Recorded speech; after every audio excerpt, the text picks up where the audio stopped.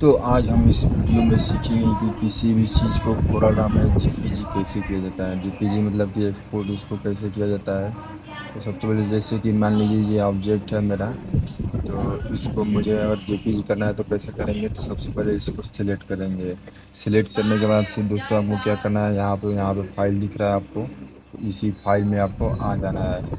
फिर जैसे ही फाइल में आएंगे आपको यहाँ पे दिख रहा होगा एक्सपोर्ट, यहाँ पे दिख रहा होगा कंट्रोल ई, तो इसी पर आपको क्लिक करेंगे। और जैसे ही क्लिक करेंगे आपको यहाँ पे डेस्कटॉप पे यहाँ पे सेव कर लेना है। और डेस्कटॉप पे करने के बाद से आपको कोई भी यहाँ पे नेम, यहाँ पे कोई भी यहाँ पे डाल देना है। जो भी नाम आप सेव करना चाहते हैं वो नेम यहाँ पे सेव कर लीजिएगा।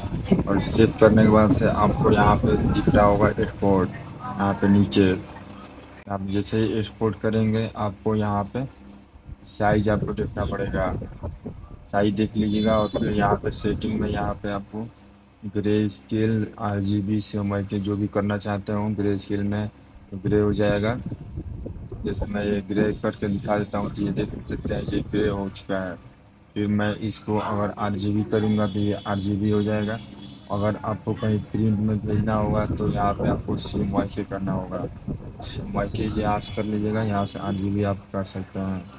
फिर हम आ जाएंगे इसी में नीचे, और यहाँ पे आप देख लीजिएगा, यहाँ पे चौड़ाई, लंबाई चौड़ाई यहाँ पे देख लीजिएगा। फिर यहाँ पे डिफिनीशन, यहाँ पे रेजोल्यूशन देख सकते हैं। यहाँ पे 100, 150, 200, 300 जो भी अपना रखना होगा यहाँ पे रख सकते हैं। तो मैं यहाँ पे 300 कर लेता हूँ। और फिर यहाँ पे आप ओके करेंगे तो ये आपका JPG हो जाएगा आसानी से।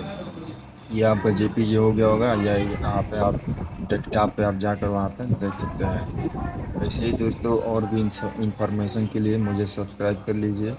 चैनल पर नए हैं तो चैनल को सब्सक्राइब करके, वीडियो अच्छी लगी तो वीडियो को लाइक जरूर करके लीजिएगा।